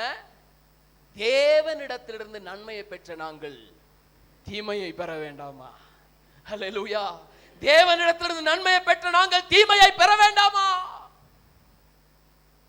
அநேக நேரங்கள் ஆண்டவரை பார்த்து நம்ம கேள்வி கேட்கிறோமா? ஏன் எனக்கு இப்படி நடந்துச்சு? அவங்களாம் அப்படி இருக்கிறாங்க, இவங்களாம் இப்படி இருக்கிறாங்க, எனக்கு மட்டும் ஏன்? எத்தனை தடவை கேள்வி கேட்டுக் கொண்டிருக்கிறோம். நன்மைகள் கொடுத்த தேவன் தீமைகளை கொடுக்கும் போது அதிகமாய் அவர் சமூகத்திலே சந்தோஷப்படுகிற பிள்ளைகளாய் மாற வேண்டும். அல்லேலூயா. என கண்பானவர்களே, 2015 ஆண்டு என்னுடைய மகன் இந்த உலகத்திலே பிறந்தான். பிறந்து கிட்டத்தட்ட 14 நாட்கள் என்னுடைய மகன் ஐசியூவிலே வைக்கப்பட்டிருந்தான். இது ஒரு சாட்சி, நீங்க நன்றாய் கவனிங்க. அப்போ என்னுடைய மனைவியின் சொந்தங்கள் அநேகர் தேவனை அறியாதிருந்தார்கள். நான் ஒரு ஊழியக்காரன் என்று எல்லாருக்கும் நன்றாகவே தெரியும். என்னுடைய மகன் பிறப்பதற்கு முன்பதாக கிட்டத்தட்ட 26 மணித்தியாலங்கள் வாட்டர் பேக் உடைந்து அங்கே அவன் வயிற்றிலே இருந்தான். இது நிமித்தமா என்ன நடந்தது? தேவையில்லாத தண்ணீர் அங்கே குடித்திருந்தான். இரண்டாவது காரியம், குழந்தை கிடைக்கிற அந்த சந்தர்ப்பத்திலே என்னுடைய மனைவி அங்கே ஜுரத்திலே இருந்தாள். மூன்றாவது காரியம், குழந்தை அங்கே பிறந்து எடுக்கும் போது உடம்பு முழுவதும் மஞ்சள் நிறமாய் ஆறினது. நான்காவது காரியம், என்னுடைய மகனுடைய சுவாசப்பை அங்கே பலனிழந்து போயிருந்தது. இப்போ அடுத்த நாள் காலையிலே நான் ஹாஸ்பிட்டலுக்கு போறேன். ஆசை ஆசையா என்னுடைய மகனை பார்க்கும்படியாய் நான் போகிறேன். அங்க போய் பார்க்கும்போது என்னுடைய மனைவி மாத்திரம் அங்கே இருந்தாங்க. என்ன செய்யப்பட்டிருந்தது? சிசேரியன் பண்ணி என்னுடைய குழந்தையை அங்கே வெளியே எடுத்திருந்தார்கள். என்னுடைய மனைவி அங்கே பலன் இழந்து போன நிலையிலே அங்கே இருந்தாங்க. சரி, நான் போய் என்னுடைய பிள்ளையை பார்த்து விட்டு வருகிறேன் என்று நான் போய் பார்க்கும்போது அவன் உடம்பு முழுவதும் அங்கே டியூப் போடப்பட்டிருக்கிறது. என்னாலே சதைகள் தசைகளை கூட அங்கே பார்க்க முடியவில்லை. அவனுடைய கை கால்கள் ரெண்டும் அங்கே ஆட்டிக்கொண்டிருக்கிறான். காரணம், அவனுக்கு சுவாசிக்க முடியல. இப்போ நான் அதை பார்த்துட்டு நான் டாக்டர்கிட்ட கேட்டேன், டாக்டர் இது என்ன நடந்து கொண்டிருக்கிறது? ஏன் என்னுடைய மகன் இந்த நிலையில இருக்கிறான்? அப்போ டாக்டர்கள் இந்த 4 காரியத்தை என்னிடத்தில் சொன்னார்கள். சொல்லிவிட்டு சொன்னார்கள், உங்களுடைய குழந்தை உயிரோடு வருவதற்கு எந்த சாத்தியமும் இல்லை என்று சொல்லிவிட்டார்கள். நான் என் மனைவியிடத்தில் வந்தபோது கேட்டா, குழந்தை எப்படி இருக்கிறான்? நான் சொன்னேன், அவனுக்கு என்ன, இன்னைக்கு தான் பிறந்தான் பாருங்களேன், கை காலெல்லாம் ஆட்டி விளையாண்டுட்டு இருக்கிறான் அப்படின்னு. ஆனா அவனால மூச்சு எடுக்க முடியாம தான் அங்கே தத்தளித்து கொண்டிருக்கிறான். உடம்பு முழுவதும் அங்கே டியூப் போடப்பட்டிருந்தது. அப்போ கிட்டத்தட்ட நீங்க பாத்தீங்கன்னா 14 நாட்கள் என்னுடைய குழந்தை தாயிடத்திலே கொண்டு வந்து கொடுக்கவே இல்லை. அப்போ என்னுடைய மனைவியின் சொந்தங்கள் எல்லாரும் பார்க்க வருவார்கள். பார்த்து எல்லாருக்கும் முன்னாடி என்னை திட்டுவாங்க, நீ எல்லாம் ஒரு பாஸ்டரா, நீ எல்லாம் ஒரு ஊழியக்காரனா, ஓம் பிள்ளைய உன்னால உனக்கு காப்பாத்திக்க முடியல பாரு, உனக்கு பின்பதாய் வந்த எத்தனை பிள்ளைகள் டிஸ்சார்ஜ் ஆகி 2 நாள் 3 நாள்ல போயிட்டாங்க, ஆனா ஓம் பிள்ளைய உன்னால காப்பாத்திக்கொள்ள முடியலையே. நான் ஒவ்வொரு நாளும் போய் அந்த பாக்ஸில் கையை வச்சு நான் ஆண்டவரத்துல ஜெபம் பண்ணுவேன். ஆண்டவரத்துல நான் சொன்னேன், ஆண்டவரே, இந்த உலகத்துல எத்தனையோ பேருக்கு குழந்தை பாக்கியமே இல்லப்பா, இந்த குழந்தை பாக்கியத்தை எங்களுக்கு கொடுத்தீங்களே, அதற்காக உங்களுக்கு நன்றி ஆண்டவரே.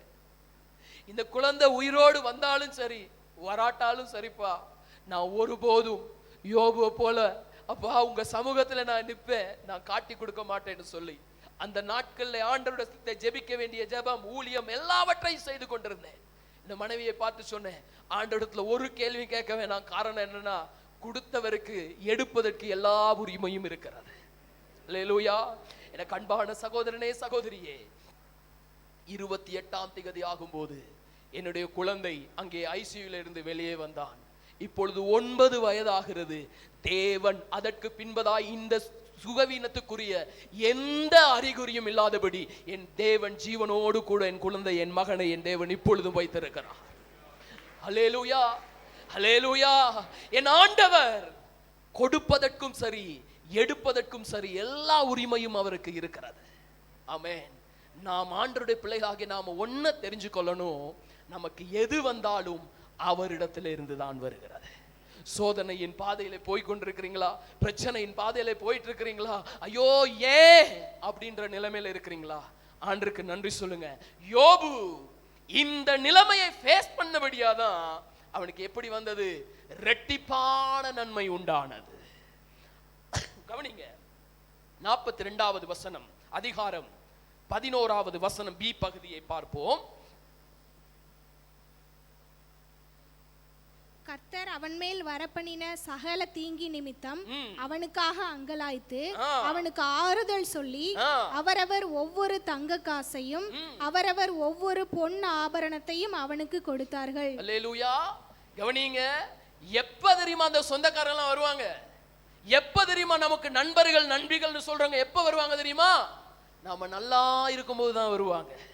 கவனிங்க, இவங்கெல்லாம் அவன் தனிமையா இருக்கும்போது யோபுவை பார்க்க வரல, குழந்தைகளை இழந்த நேரத்துல வரல, ஆடு மாடுகள் இழந்து போன நேரத்துல வரல, சொறி நோய் வந்த போது வரல. எப்ப வந்தாங்க? ஆண்டவர் முன்னிலைமையிலும் பின்னிலைமையை ரெட்டிப்பாய் ஆசீர்வதித்ததுக்கு பின்பதாக தான் ஐயோ சொந்தக்காரங்களா ஓடி வராங்க. நான் சொல்றது உங்களுக்கு புரியுதா? எல்லாம் இருக்கும்போது உங்களோடத்துல இருப்பது உங்க சொந்தம், ஒண்ணுமே இல்லைனாலும் அந்த நேரத்துல இருக்கிறது தான் நம்முடைய ஆண்டவர். ஹல்லேலூயா, ஹல்லேலூயா. அங்கே என்னத்தை கொண்டு வந்து கொடுக்குறாங்க? தங்கத்தையும் பொன் ஆபரணத்தையும் கொண்டு வந்து கொடுக்குறாங்க. ஒரே ஒரு கேள்வி கேட்கிறேன், பசிக்கிற நேரம் இல்லாத சாப்பாடு மத்த நேரம் என்னத்துக்குங்க? ஹல்லேலூயா. மத்த நேரம் நமக்கு அவசியம் கிடையாது. ஒரு மனுஷனா பசி வரும்போது என்ன செய்யணும்? சாப்பிடணும். நான் மனுஷங்களை சொல்லிட்டு இருக்கேன். சில பேர் வந்து அதாவது நம்ம உயிர் வாழ்றதுக்காக கட்டாயம் என்ன செய்யணும், சாப்பிட்டு தான் ஆகணும். சில பேர் வந்து சாப்பிட்றதுக்காகவே உயிர் வாழ்வாங்க. 3 நேரம்லாம் 6 நேரம் சாப்பிட்டுட்டு இருப்பாங்க. கவனிங்க, யோபு இழந்த நேரத்துல என் ஆண்டவர் தான் அவன் கூட இருந்தாரு. எல்லாம் இருக்கும்போது தான் யாரு, நம்ம சொந்தக்காரங்க எல்லாம் தேடி வருவாங்க. அடுத்த வசனத்துல அங்க பார்க்கும் 12ல சொல்லுது, அவனுடைய ஆடு மாடுகள் எல்லாமே இரட்டத்தனையாய் அவனுக்கு என் ஆண்டவர் கொடுத்தார். எதிர்பார்க்காத நன்மை உங்க வாழ்க்கையில வரணும்னா நீங்க என்ன செய்யணும், உங்கள் சிநேகிதருக்காக, உங்கள் தேசத்திற்காக, உங்களுடைய சொந்த பந்தங்களுக்காய், உங்களுடைய அயலவர்களுக்காய் நீங்கள் கண்ணீர் விட்டு ஜெபிக்கிறவர்களாய் மாற வேண்டும். அவனுக்கு 7 குமாரர்களும் 3 குமார்த்திகளும் பிறந்தார்கள். 16வது வசனத்திலே பார்க்கிறோம், 140 வருஷம் உயிரோடு இருந்து 4 தலைமுறைகளை கண்டார். அல்லேலூயா, அல்லேலூயா. எது? கண்ணீர் ஜெபம். என கண்பானவர்களே, 17வது வசனம், பூரண வயதுள்ளவனாய் யோபு மரித்தார். பூரண வயதுள்ளவனாய் மரித்தார். நல்லா கவனிங்க, நம்ம சடிதியிலே சகாயமின்றி ஒரு நாள் என்ன செய்ய மாட்டோம், மரணம் அடைய மாட்டோம். காரணம் என்னன்னா, தேவன் நமக்கு பாதுகாப்பா இருக்கிறார். அல்லேலூயா. அவருடைய இரத்த கோட்டை நம்ம மேல இருக்கிறது.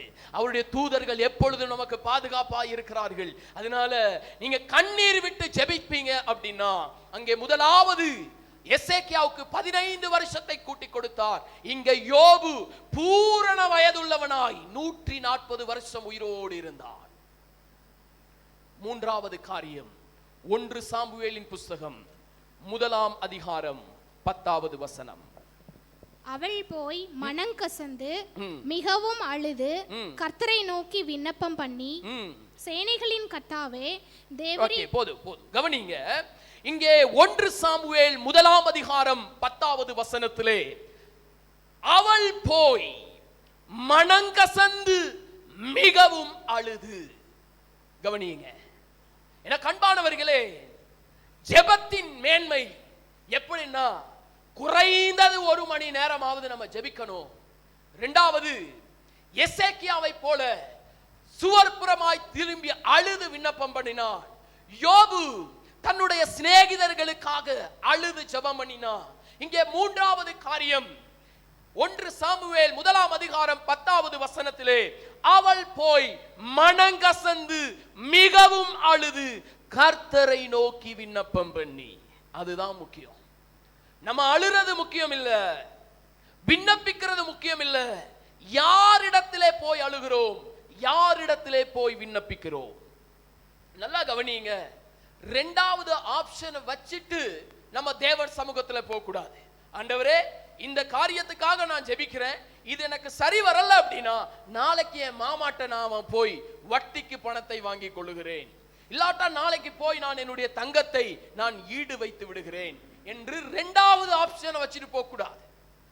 நிறைய பேருக்கு ஏன் நன்மை நடக்குதில்லை அப்படின்னா, நம்முடைய நினைவுகளை அவர் எல்லாம் அறிந்திருக்கிறார். ஆமென் சொல்லுங்க. அல்லேலூயா.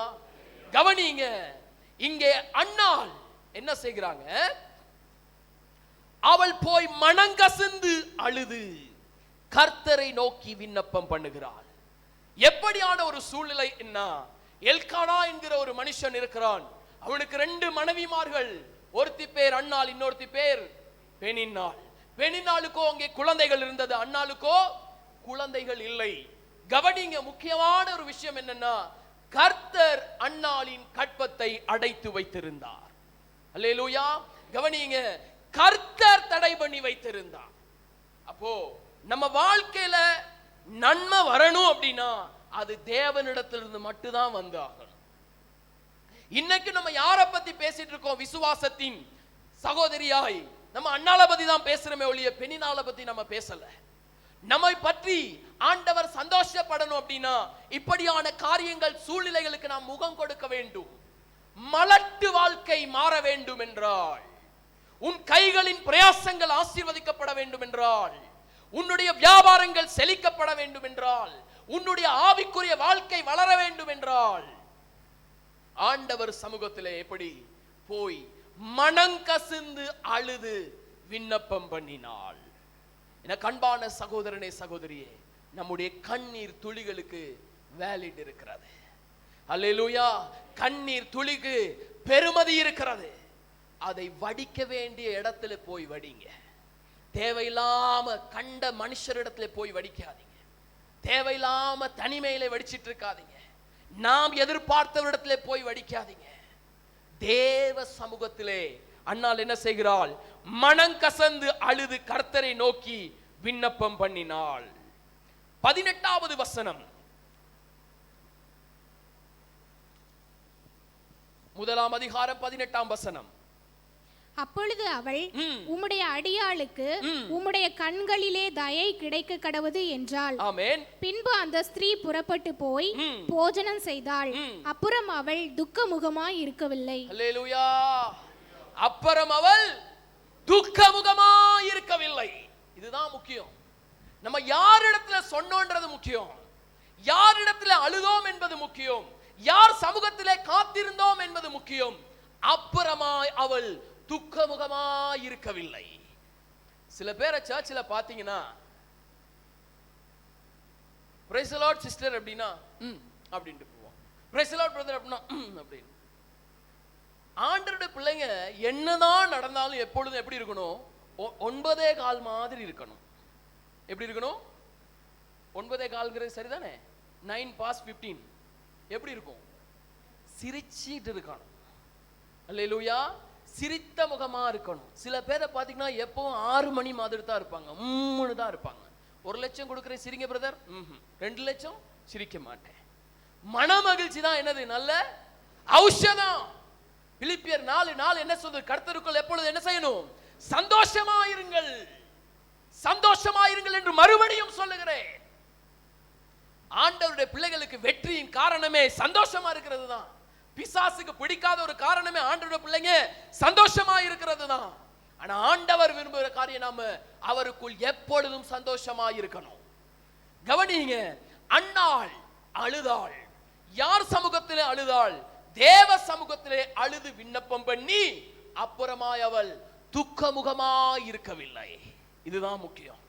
ஜெபிக்கிறோம், விண்ணப்பிக்கிறோம், அழுறோம், அப்புறம் அதை குறித்து சந்தேகப்படக்கூடாது ஒரு நாளும். தேவ சமூகத்துல ஆண்டவர் தருவார்னா தருவாரு, தராட்டாலும் அவர் எனக்கு ஆண்டவர் தான். சாத்ராக், மேஷாக், ஆபேத்நேகோ என்பவர்கள் என்ன செய்ய போறாங்க? அங்கே எரிகிற அக்கினி ஜுவாலையில போட போறாங்க, கட்ட போறாங்க. அவங்க சொன்ன ஒரே ஒரு காரியம், என் ஆண்டவர் இந்த அக்கினி ஜுவாலையில எங்களை காப்பாற்ற வல்லவர். சில நேரத்தில் அவர் காப்பாத்தாட்டாலும் பரவாயில்ல, நீர் செய்த பொற்சிலையை நாங்க ஒருபோதும் வணங்க மாட்டோம். அல்லேலூயா, அல்லேலூயா, அல்லேலூயா. கொடுத்தாலும் அவர் எனக்கு ஆண்டவர் தான், கொடுக்காட்டாலும் அவர் எனக்கு ஆண்டவர் தான். ஆமென். அன்னாள் என்ன செஞ்சா? அழுது விண்ணப்பம் பண்ணினா, அப்புறமாய் அதை குறித்து துக்கமுகமாய் இருக்கவில்லை. நீங்க ஆண்டவர்கிட்ட ஒரு விஷயத்தை சொல்லிட்டீங்கன்னா, நீங்க ஒரு ஆண்டவர்கிட்ட உங்களுடைய ஜெபத்தை சொல்லிட்டீங்கன்னா, ஆண்டவர்கிட்ட உங்களுடைய விண்ணப்பத்தை சொல்லிட்டீங்கன்னா, அதை குறித்து சந்தேகப்பட வேண்டாம். ஆபிரகாமுக்கு எத்தனை வயசுல ஆண்டவர் தரிசனம் கொடுத்தாரு, வாக்கு கொடுத்தாரு? எத்தனை வருஷத்துக்கு பின்பதாக அவருக்கு குழந்தையை கொடுத்தாரு? 25 வருஷம் இருக்க முடியுமா நம்மளால? நமக்கு என்ன, இன்னைக்கு விதைய போட்டா நாளைக்கே அதுல இருந்து கனி பறிக்கணும், அவ்வளோ ஆசை. ஆண்டவர்கிட்ட சொல்லிட்டு, ஆண்டவரே எனக்கு நாளைக்கு அது கட்டாயமா வேண்டும். உனக்கு 2 வருஷத்துக்கு பின்பதாக தான் அதை கொடுக்கறதுக்கு அவர் பிளான் பண்ணி வச்சிருக்காரு. நான் மறுபடியும் சொல்றேன், எப்பவுமே உங்களை விட மேலானவர்களை பார்க்காதீங்க, உங்களை விட கீழானவர்களை பாருங்க. அப்பதான் ஆண்டவர் உங்களுக்கு என்ன நன்மை செஞ்சிருக்கிறாருன்னு தெரியும். ஐயோ ஆண்டவரே, அவங்களாம் மாடி வீட்டுல இருக்கிறாங்க, டைல்ஸ் நீ போட்ட வீட்டுல இருக்கிறாங்க, இப்ப அதுக்கு என்னங்கிற? எனக்கு மட்டும் ஏன் ஆண்டவரே வாடகை வீடு? எத்தனையோ பேர் பிளாட்ஃபார்ம்ல இருக்காங்களே, ஓன கண்ணுக்கு அதெல்லாம் தெரியுது இல்லையா? ஆண்டவருக்கு எதை நினைச்சு நன்றி சொல்லணும்னா, ஆண்டவரே எத்தனையோ பேர் பிளாட்ஃபார்ம்ல இருக்காங்களே, எனக்கு வாடகை வீட்லயாவது வாழ கொடுத்துருக்கீங்கப்பா. அல்லேலூயா. அதுக்கு நன்றின்னு சொல்ல பழகணும். இதுதான் ஆண்டவர் எதிர்பார்க்கிறாரு. பெற்றோர்களாகிய நீங்க உங்க பிள்ளை இடத்துல ஒரு சாக்லேட்டை நீங்க வாங்கி கொடுக்குறீங்க, அதை வாங்கிட்டு அந்த பிள்ளை, ஐயோ அம்மா அப்பா தேங்க்யூ, ரொம்ப டேஸ்டா இருக்கு, தேங்க்யூ சோ மச்னு சொல்றதுக்குள்ள உங்களுக்கு எப்படி இருக்கும் மனசுல? 5 ரூபா சாக்லேட்டை வாங்கி கொடுத்ததுக்கு என் பிள்ளை இவ்வளவு சந்தோஷப்படுறானே. அடுத்த முறை என்ன பண்ணுவீங்க? அதை விட பெருமதியானதை வாங்கி கொடுக்கணும்னு பொல்லாதவர்களாகிய நாம நினைப்போமா இல்லையா? அப்படித்தானே ஆண்டவர் சொல்றாரு. பொல்லாதவர்களாகிய நீங்களே உங்கள் பிள்ளைகளுக்கு நல்ல ஈவை கொடுக்க நினைக்கும் போது பரமபிதா அதை பார்க்கிலும் செய்வது நிச்சயம் அல்லவா? அப்ப அடுத்த முறை என்ன பண்ணுவோம்? அதை விட பெருமதியானதை என் பிள்ளைக்கு வாங்கி கொடுக்கணும், அவன் இன்னும் சந்தோஷப்படுவான் அப்படின்னு. அதே மாதிரிதான் நம்ம ஆண்டவருங்க. அவர் செஞ்சதுக்கு நன்றி உள்ள பிள்ளைகளா இருந்தா தானே அடுத்த முறை அதை விட நல்லதா செய்ய முடியும். வாடகை வீடு கொடுத்ததுக்கே உனக்கு நன்றி சொல்ல முடியலன்னா உன்னை நம்பி எப்படி ஆண்டவர் சொந்த வீட்டு கொடுப்பாரு? கவனிங்க, 20வது வசனம், 1ஆம் அதிகாரம் 20வது வசனம். சில நாள் சென்ற பின்பு அன்னாள் கர்ப்பவதியாகி ஒரு குமாரனை பெற்று கர்த்தரிடத்தில் அவனை கேட்டேன் என்று சொல்லி அவனுக்கு சாமுவேல் என்று பெயரிட்டாள். ஹல்லேலூயா, ஹல்லேலூயா. கர்த்தரிடத்தில் அவனை கேட்டேன் என்று சொல்லி அவனுக்கு சாமுவேல் என்று பெயரிட்டாள். சில நாள் சென்ற பின்பு. நல்லா கவனிங்க, ஜெபத்தின் மகிமை, ஜெபத்தின் மேன்மை. கட்டாயமாய் ஜெபிக்க வேண்டும், அழுது ஜெபிக்க வேண்டும். உங்களுடைய சந்தர்ப்பம், உங்களுடைய தேவைக்கு தக்கதாக ஆண்டவர் என்ன செய்வார்? உங்களை ஆசீர்வதிப்பார். எசேக்கியாவுடைய வாழ்க்கையில 15 வருஷத்தை கூட்டி கொடுத்தார். யோபுவின் முன்னிலைமை பார்க்கிலும் பின்னிலைமையை இரட்டிப்பாய் ஆசீர்வதித்தார். அவன் கேட்டதற்கு அதிகமாய் அவர் கொடுக்கிறாரு. அன்னாளுடைய வாழ்க்கையில அவ எதை கேட்டாலோ அதை கொடுத்ததோடு கூட இல்லாம 21வது வசனம், 2ஆம் அதிகாரம் 21வது வசனம். அப்படியே கர்த்தர் அன்னாளை கடாட்சித்தார். அவள் கற்பந்தரித்து 3 குமாரரையும் 2 குமாரத்திகளையும் பெற்றாள். சாமுவேல் என்னும் பிள்ளையாண்டான் கர்த்தருடைய சந்நிதியில் வளர்ந்தான். ஹல்லேலூயா, ஹல்லேலூயா. நம்ம கேட்டதையும் கொடுப்பாரு, அவருக்கு விருப்பமானதை கேட்காததையும் கொடுப்பார். ஆமென் சொல்லுங்க, ஆமென் சொல்லுங்க. நல்ல கவனிங்க, ஆகாயத்து பறவைகளை கவனித்து பாருங்கள். அவைகள் விதைப்பதும் இல்லை, அறுப்பதும் இல்லை, களஞ்சியங்களிலே சேர்த்து வைப்பதும் இல்லை. அவர்களை பிழைப்பூட்டுகிறவர் உங்களையும் என்னையும் பிழைப்பூட்ட மாட்டாரா? ஹல்லேலூயா. தகப்பனான நீ உன்னுடைய பிள்ளையினிடத்தில் அப்பத்தை கேட்டால் கல்லை கொடுப்பாயோ? மீனை கேட்டால் பாம்பை கொடுப்பாயோ? முட்டையை கேட்டால் தேளை கொடுப்பாயோ? பொல்லாதவர்களாகிய நீங்கள் உங்கள் பிள்ளைகளுக்கு நல்ல ஈவை கொடுக்க அறிந்திருக்கும் போது பரமபிதா அதை பார்க்கிலும் செய்வது நிச்சயம். அல்லேலூயா, நிச்சயம். இந்த பாடுகள் கொஞ்சம் கஷ்டமா தான் இருக்கும், தாங்க முடியாது. ஐயோ, எவ்வளவு நாள் தான் ஆண்டவர் இந்த போராட்டம், எவ்வளவு நாள் தான் இந்த கண்ணீர், எவ்வளவு நாள் தான் நான் இந்த வெட்கத்துக்கு முகம் கொடுக்கணும்? எல்லாவற்றையும் நினைக்கு நீங்க அழுறதை விட ஆண்டவருக்கு சந்தோஷப்படுங்க. கனி கொடுக்கிற மரம் எதுவோ அதுக்கு தான் கல்லடி விழுவும். அல்லேலூயா. பட்டு போன மரம் இருக்கிறது, கனி கொடுக்கிற மரம் இருக்கிறது. வாலிபர்கள் எதுக்கு கல்லடிப்பாங்க அப்படின்னா, எந்த மரம் கனி கொடுத்துட்டு இருக்கோ அந்த மரத்துக்கு தான் கல்லடி விழும். பட்டு போன மரத்தை யாரும் என்ன செய்யறது இல்ல, கண்டுக்கிறதே இல்லை. அல்லேலூயா. நீ ஜெபிக்கிற பிள்ளையா இருந்தாதான் உனக்கு பிரச்சனை வரும். வேதம் வாசிக்கிற பிள்ளையா இருந்தா உனக்கு பிரச்சனை வரும். ஆண்டவரை மேல அன்பு வச்சிருந்தீங்கன்னா உங்களுக்கு பிரச்சனை வரும். இதெல்லாம் சகிக்கணும். அல்லேலூயா. காரணம் என்னன்னா, நாம விசாலமான பாதையில நம்ம போகும்படியாய், வாசலினூடாக போகும்படியாய் அழைக்கப்படல. நம்ம என்ன எப்படி குறுகிய பாதையிலே போகும்படியாக தான் ஆண்டவர் என்ன செஞ்சிருக்கிறாரு, நம்மை அழைத்திருக்கிறார். எத்தனை பேர் இந்த நல்ல நாளிலே ஒப்பு கொடுக்க போறீங்க? ஒரு விஷயம் நாம் யாவரும் எழுந்திருப்போமா? ஆண்டவருடைய சமூகத்திலே ஜெபத்தின் மேன்மை, ஜெபத்தின் மகிமை, ஜெபம் எப்படியாய் நாம் தேவ சமூகத்தில் ஜெபிக்க வேண்டும். நாம் ஜெபிக்கிற ஜெபத்திற்கு எந்த நேரத்தில் நமக்கு பதில் வரப்போகிறது? ஆண்டவரை பார்த்து சொல்லுவீங்களா, ஆண்டவரே இனி நான் அவசரப்பட மாட்டேன். ஆண்டவரே என் விருப்பம் இல்ல, உங்க விருப்பம் நடக்கிறதுக்கு என்னை நான் ஒப்பு கொடுக்கிறேன். குறித்த காலத்திலே தரிசனம் நிறைவேற்றுவார். குறித்த காலத்திலே தரிசனம் நிறைவேற்றுவார்.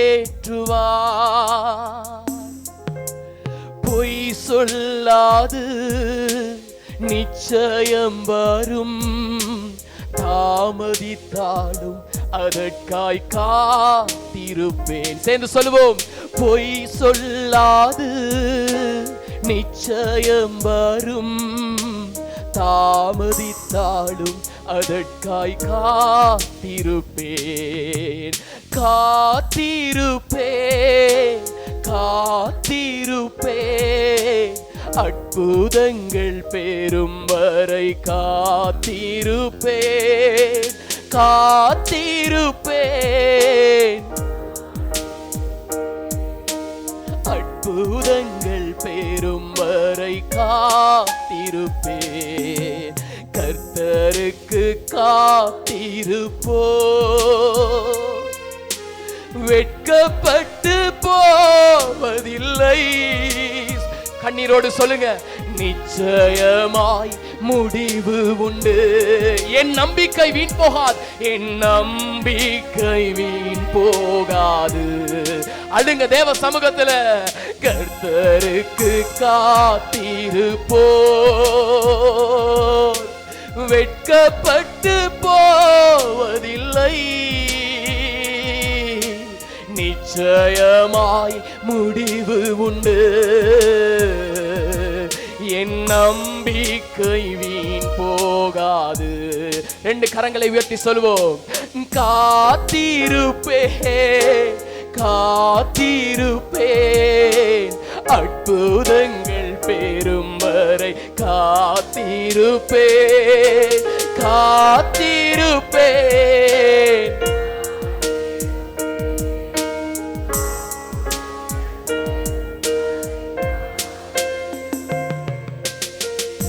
தேவ சமூகத்தில் நம்மை நாமே அர்ப்பணித்து, Praise the Lord, Hallelujah, நம்மை முழுவதுமாய் ஒப்பு கொடுப்போம். பேதுருவை பார்த்து ஆண்டவராகிய இயேசு கேட்டார், ஒரு மணி நேரமாவது விழித்திருந்து ஜெபிக்க கூடாதா? ஒரு மணி நேரமாவது விழித்திருந்து ஜெபிக்க கூடாதா? அழைப்பை பெற்றவன், அழைப்பை பெற்றவன், அழைப்பை பெற்றவனிடம் ஆண்டவராகிய இயேசு கேட்டவராயிருந்தார். ஆண்டவராகிய இயேசு அழைப்பை பெற்றவனிடத்தில் அவர் இந்த கேள்வியை கேட்டவராயிருந்தார். மற்ற சீஷர்கள் இருந்தாங்க, ஆனால் அவங்கள்ட்ட கேட்கல. பேதுருவை தனியாய் சொல்லி கூப்பிட்டு கேட்கிறாரு, ஒரு மணி நேரமாவது விழித்திருந்து ஜெபிக்க கூடாதா?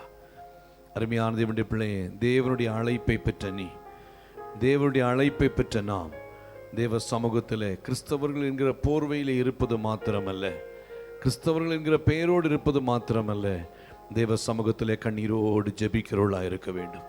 கண்ணீரோடு ஜெபிக்கிறவர்களாய் மாற வேண்டும். கண்ணீரின் ஜெபத்திற்கு நிச்சயமாய் பதில் உண்டு. ஒரு கண்ணீர் துருத்தியிலே நிச்சயமாய் வைக்கப்பட்டிருக்கும்.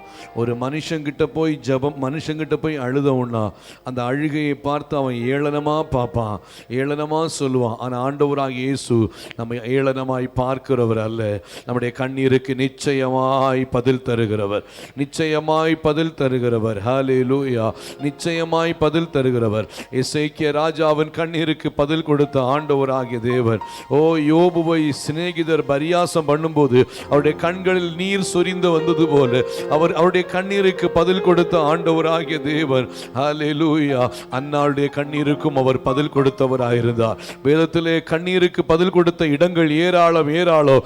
அருமையான தேவனுடைய பிள்ளையே, ஓ பிரைஸ் தி லார்ட், ஆண்டவருடைய சமூகத்திலே கண்ணீரோடு ஜெபிக்கிற ஒவ்வொரு ஜெபங்களுக்கும் நிச்சயமாய் பதில் உண்டு. ஹல்லேலூயா. கண்ணீரோடு விதைக்கிறவர் அவன் கம்பீரத்தோடு அறுப்பான், அவன் கம்பீரத்தோடு அறுப்பான். நிச்சயமாய் உடைய கண்ணீருக்கு பதில் உண்டு. தேவ சமூகத்தில் ஒரு தீர்மானம் எடுப்போம். ஆண்டவரே, நான் கண்ணீரோடு உம்முடைய சமூகத்தில் வருவேன் அப்பா. உம்முடைய கண்ணீரோடு உம்முடைய சமூகத்தில் வருகிறேன் ஆண்டவரே. கண்ணீரோடு ஜெபிக்கிறேன் ஆண்டவரே. ஏதோ கடமைக்காய் ஒரு ஜெபம் அல்ல ஆண்டவரே, கடமைக்காய் உம்முடைய சமூகத்திலே காத்திருப்பது அல்ல. கண்ணீரோடு நான் ஒரு மணி நேரம் உம்முடைய சமூகத்தில் வருகிறேன் ஆண்டவரே. தேவ சமூகத்தில் ஒரு தீர்மானத்தோடு காணப்படுவோம். அருமையான தேவனுடைய பிள்ளைகளே, கண்ணீரின் ஜெபத்திற்கு பதில் கொடுக்கிறவர் நம்முடைய ஆண்டவர். கண்ணீரின் ஜெபத்திற்கு விடுதலை கொடுக்கிறவர் ஆண்டவர். தேவ சமூகத்தில் ஒப்பு கொடுப்போம். அன்பின் தகப்பனே, இந்த வேளையில் ஆண்டவரே, நீர் எங்களோடு இடைப்பட்டபடியால் உமக்கு நன்றி. இந்த முதல் ஆராதனையில் நீங்க எங்களோடு பேசின வார்த்தைகளுக்காக உமக்கு ஸ்தோத்திரம். ஆராதனையின் ஒவ்வொரு பகுதியிலும் நீங்க எங்களோடு கூட ஆண்டவரே கிரியை செய்தீங்க, உமக்கு ஸ்தோத்திரம். கர்த்தருடைய வார்த்தையின் வாயிலாக ஆண்டவரே, ஒரு மணி நேரமாவது விழித்திருந்து ஜெபிக்க கூடாது என்று அழைப்பை கொடுத்த மனுஷனிடத்திலே கர்த்தர் கேட்டது போல ஆண்டவரே ஸ்தோத்திரம், எங்களுக்குள்ளே ஆண்டவரே நீர் ஒரு சத்தத்தை துணிக்க பண்ணி கொண்டிருக்கிறபடியால் உமக்கு நன்றி. குறைந்தது ஒரு மணி நேரமாவது ஜெபிக்க கூடாதா என்று சொல்லி ஆண்டவரே அப்பா அந்த சத்தத்தை கேட்கவும் ஆண்டவரே நாங்கள் அதன் பிரகாரமாய் நடக்கவும் கர்த்தர் எங்களுக்கு உதவி செய்கிறபடினால் உமக்கு நன்றி அப்பா. நடந்து வந்து கர்த்தருடைய வார்த்தையை கொண்டு வந்து தேவ ஊழியருக்காய் ஸ்தோத்திரம். அவரை இன்னும் அதிகமாக எடுத்து பிரயோஜனப்படுத்துங்கப்பா. ஆண்டவரே குடும்பத்தை ஆசீர்வதிங்க, ஊழியத்தை ஆசீர்வதிங்க, தேவைகளை சந்திப்பீராக. முக்கியமாக ஆண்டவரே இந்திய தேசத்தில் அவர் ஊழியத்தின் பாதையில் இருக்கிற ஒவ்வொரு நாட்களும் தேவ ஆசீர்வாதம் நிறைவாய் தங்கி இருக்கட்டும், பாதுகாவல் கூட இருக்கட்டும். கர்த்தர் வழிநடத்துங்கப்பா. அநேக ஊழியங்களை கர்த்தர் ஏற்படுத்துவீராக ஆண்டவரே. ஆண்டவரே ஸ்தோத்திரம். ஆண்டவரே ஒரு டைட் ஷெட்யூல்ல ஊழியங்கள் காணப்பட கர்த்தர் உதவி செய்வீராக ஆண்டவரே. கர்த்தர் உதவி செய்கிறபடினால் உமக்கு நன்றி. பெரிய காரியங்களை செய்ய முதல் ஆராதனையிலே மகிமைப்பட்ட ஆண்டவர் இரண்டாவது ஆராதனையை கர்த்தர் ஆசீர்வதிப்பீராக. சாயங்காலம் இருக்கிற ஹிந்தி ஆராதனையை கர்த்தர் ஆசீர்வதிப்பீராக. ஆண்டவர் வந்திருக்கிற எல்லாரையும் மனதார ஆசீர்வதிக்கிறோம். நிறைவான நன்மையினாலே ஒவ்வொருவரையும் நிரப்புவீராக. துதிகன மகிமை உமக்கே செலுத்துகிறோம். இயேசு இரட்சகரின் நாமத்தில் கேட்கிறோம் நல்ல பிதாவே, ஆமென். என் ஆத்துமாவே கர்த்தரை ஸ்தோத்திரி, என் முழு உள்ளமையுடைய பரிசுத்த நாமத்தை ஸ்தோத்திரி. என் ஆத்துமாவே கர்த்தரை ஸ்தோத்திரி, அவர் செய்த சகல உபகாரங்களையும் மறவாதே. ஆமென். நம்முடைய கர்த்தரும் இரட்சகருமாய் இயேசு கிறிஸ்துவின் கிருபையும் பிதாவாகிய தேவனுடைய அன்பும் பரிசுத்த ஆவியானோட ஐக்கிய நம் அனைவரோடு சகல பரிசுத்தவான்களோடும் இன்றும் என்றும் சதா காலங்களிலும் நம் அனைவரோடு கூட இருப்பதாக. ஆமென். அல்லேலூயா, அல்லேலூயா, அல்லேலூயா. கர்த்தர் நம்ம ஒவ்வொருவரையும் ஆசீர்வதிப்பாராக. ஒருவருக்கு ஒரு கரங்களை கொடுத்து சமாதானத்தோடு கடன் சொல்லுவோம். கர்த்தருடைய நாமம் மகிமைப்படுவதாக. ஆமென். Praise the Lord.